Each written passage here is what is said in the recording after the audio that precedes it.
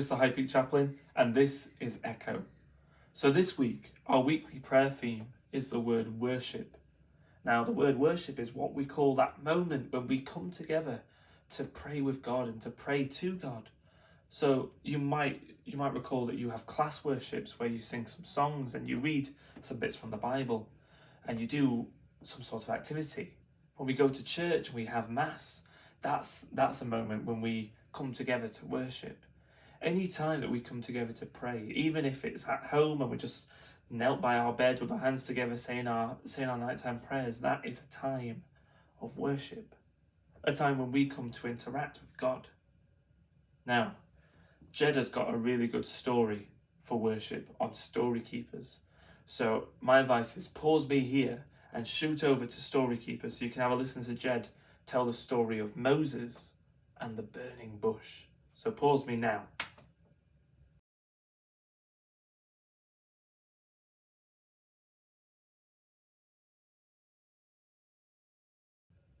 Did you pause me? I can't tell if you paused me. I mean, if you're hearing me right now, you clearly didn't pause me. So you must have heard Jed. Brilliant. Nice one. We're back in the room. So Jed told us a really nice story there about Moses and the burning bush.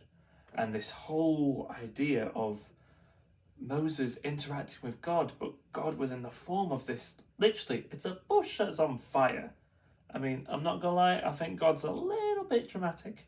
Like, he thought, you know what, I'm going to talk to Moses today and I'm going to be a bush. And it's like someone said, you're going to be a bush? Seriously? Like, a bush, that's the best idea you've got? It's like, yeah, but you know what? What? The bush? Yeah. It's going to be on fire. I'm sorry, what? It's going to be on fire. Yeah. Fire bush. That's how I'm doing it. Like, who even does that? But God wanted to do something a little bit out of the ordinary and a little bit spectacular. He wanted to get this message across to Moses that something special was happening.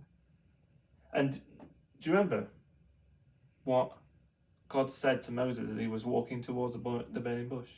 He stopped him, didn't he? And he said, Moses, take off your sandals, for you stand on holy ground. That's amazing, isn't it? God had turned that entire area around this bush into holy ground and said to Moses, listen, no shoes here. Which sounds a bit strange, doesn't it? But actually, let's think about it. Whenever we go around to someone's house, sometimes when we go into our own houses, the first things that our mum and dad say, take off your shoes, no shoes in the house, you've been traipsing in mud everywhere, no shoes. And it's instantly what we do. It's almost a sign of we're comfortable, we're home, it's all right, there's no mud here, we can just touch the floor, we can touch the carpet, and we can be comfy. And that's what God's saying to Moses here. He's like, no, Moses, take off your sandals, because you're on holy ground now. You're on my ground. Now, there was lots of things come out of this story, wasn't there? Especially to do with worship. Lots of things about what we can do and what God wants us to do. To really be a part of him. This whole idea of taking off our shoes and stopping our feet from being almost protected from God's ground, isn't it? Because on normal ground, we get muddy. On normal ground, we get a little bit sore because there's rocks and there's thorns and there's flowers and there's all sorts. But on God's ground, it's soft, like a carpet. On God's ground, it's smooth, it's warm, it's inviting, and he wants us to not have anything between us and his everything. His everything. His love, his power, his grace, his friendship.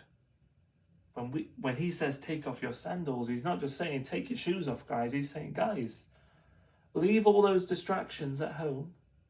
Leave all those things you keep thinking about, like when am I next going to go out and play with my friends?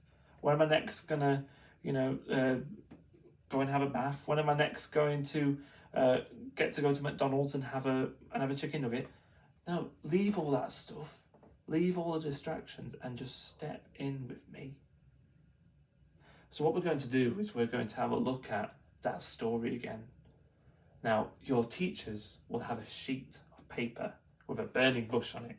So your first job is to colour in the burning bush and make it look amazing. The best burning bush you've ever made.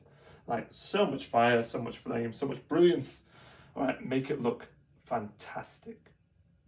And then, around the outside of the bush, you'll see that there are some questions. Now, the answer to these questions is inside Jed's video on Story Keepers. You see, it asks different things that Jed has said. So I want you to watch that video again, but this time I want you to watch with your burning bush picture ready, with your burning bush ready, and I want you to answer those questions so that we can always remember around our burning bush what is important about worship and how do we do it properly. One of the best ways for us to worship is to remember this story. And that Moses, when he interacted with God, he took off his sandals, he knelt down and he prayed. And he said to God, okay, yeah, I'm doing it. I'm separating everything else. And now it's just you and me. So take some time now to colour in your burning bush. And then fill in the questions around the outside. I'm Chris, the High Peak Chaplain. God bless.